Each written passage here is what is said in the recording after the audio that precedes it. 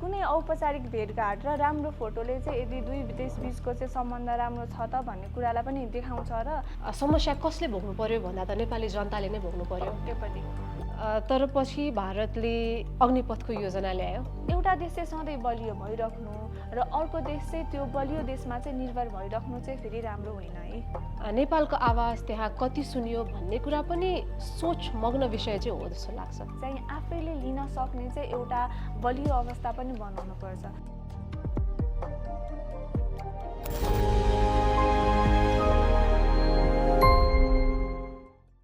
नमस्कार, म सुजाता कटवाल।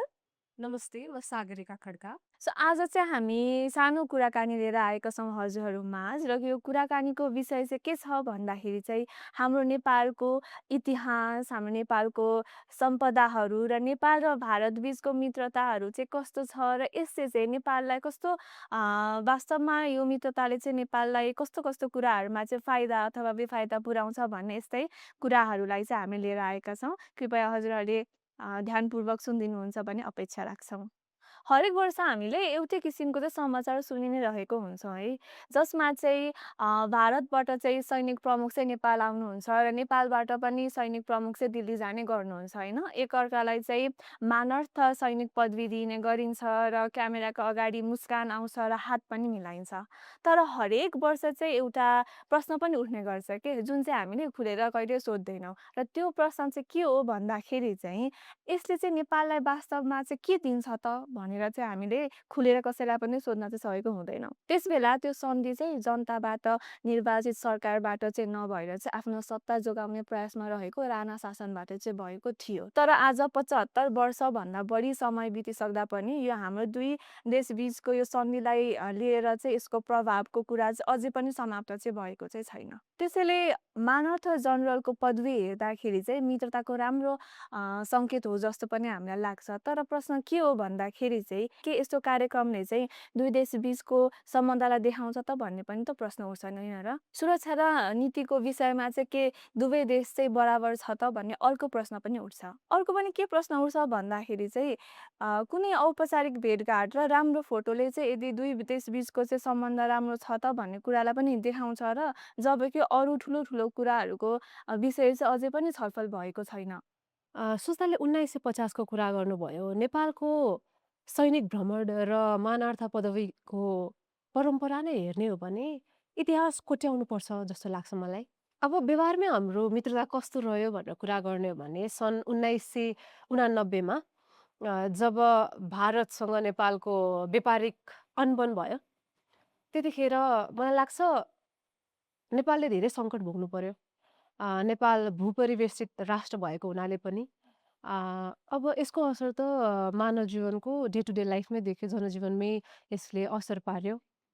त्यसपछि दुवै पक्षका कुराहरू फरक आए तर समस्या कसले भोग्नु पर्यो भन्दा त नेपाली जनताले नै भोग्नु पर्यो। त्यो पनि त्यसैले दुई देश बीचको सम्बन्ध राम्रो र सहज छ भन्ने हो भने आखिरमा अन्त्यमा असर चाहिँ किन नेपाली जनताले नै भोग्नुपर्छ भन्ने कुरा पनि पक्कै उठ्छ। एकदमै।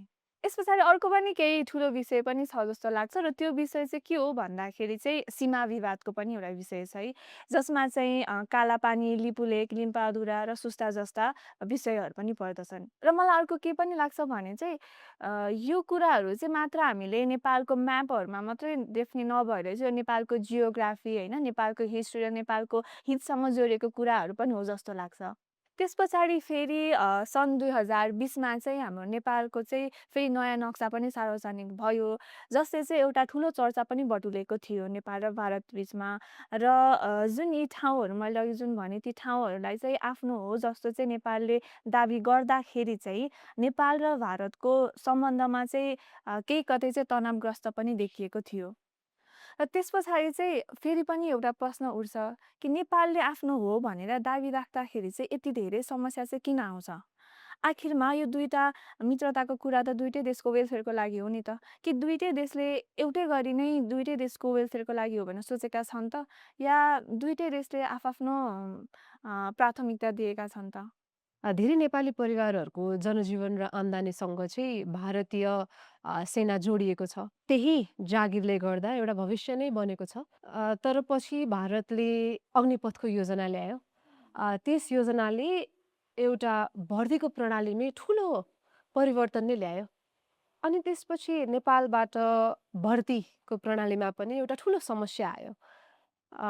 मुख्य प्रश्न चाहिँ के हो भने नेपाली नागरिकको जनजीवनमै प्रभाव हुने खालको एउटा निर्णय भएपछि नेपाली जनतासँगै कत्तिको छलफल गरियो, नेपालको सरकारसँगै कतिको छलफल भयो भन्ने कुरा पनि आउँछ।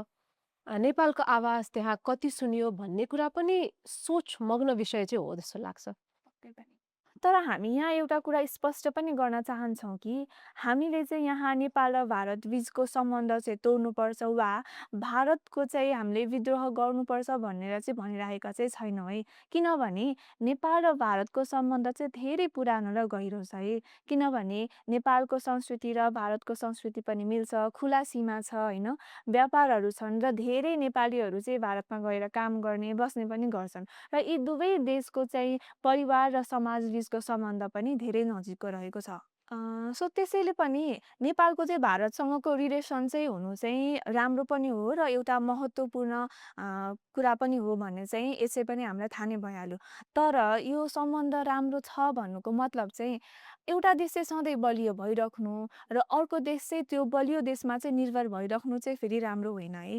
र यसै गरी यसबिच चाहिँ के प्रश्न पनि उठ्छ भन्दाखेरि के यी दुवै देश नेपाल र भारत बिचको सम्बन्ध चाहिँ के इक्वल छ त? यी दुई देश बिचको बिजनेस भयो, सेक्युरिटी भयो र यो पोलिसिजहरूको विषयमा चाहिँ के यो दुईटा देश दुवै नै बराबरी छ त भन्ने खालको प्रश्न पनि त उठ्छन् नि?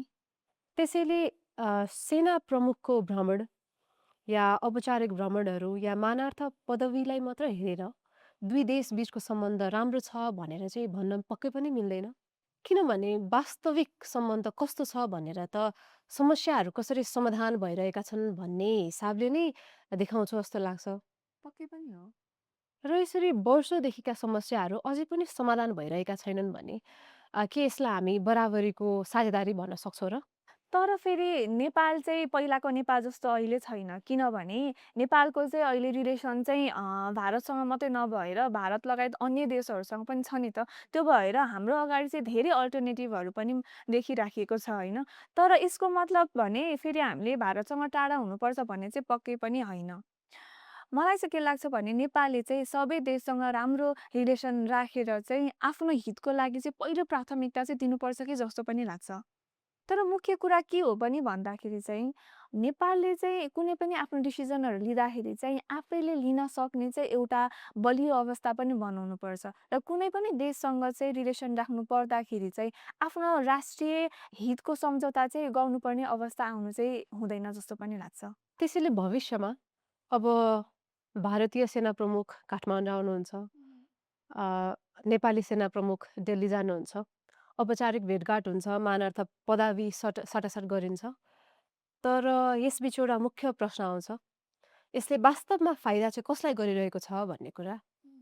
त्यसैले दुई देशको सम्बन्ध फोटो, समारोह वा भाषणले मात्र मापदण्ड गर्न मिल्छ जस्तो लाग्दैन।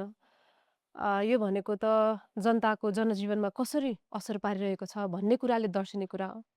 वास्तविक मित्रता भनेको चाहिँ खासमा समस्यालाई लुकाएर राख्नु चाहिँ पक्कै पनि होइन। यो चाहिँ मेरो विचारमा के पनि लाग्छ भन्दाखेरि चाहिँ प्रब्लमहरूलाई चाहिँ खुलेर बोल्ने होइन, त्यसलाई एक्सेप्ट पनि गर्न सक्नु पर्यो र त्यसलाई सल्भ पनि गर्नको लागि चाहिँ प्रयास पनि गर्नुपर्छ जस्तो पनि लाग्छ। र अर्को मेन कुरा के हो पनि भन्दाखेरि चाहिँ नेपाललाई मात्र औपचारिक सम्मान मात्र नभएर चाहिँ व्यवहारमा पनि इक्वल रेस्पेक्ट चाहिँ चाहिन्छ जस्तो पनि लाग्छ। त्यसैले प्रश्न यही हो कि के हामी बिचको सम्बन्ध साँच्चै बराबरीको साझेदारी हो वा अझै धेरै कुरा सुधार गर्न बाँकी छ? यही प्रश्नहरू चाहिँ हामीले हरेक पटकको भ्रमण र औपचारिक कार्यक्रमहरू चाहिँ हामीले सोध्नै पर्छ जस्तो पनि लाग्छ होइन र? पक्कै पनि। हजुरहरूलाई हाम्रो यतिन्जेलको कुराकानीहरू कस्तो लाग्यो त? आज चाहिँ हामीले नेपाल र भारत बिचको मित्रता, सम्बन्ध र यसको इक्वालिटीको बारेमा पनि हामीले धेरै कुराहरू पनि गऱ्यौँ र हजुरहरूलाई प्रश्नहरू पनि सिकाइदियौँ।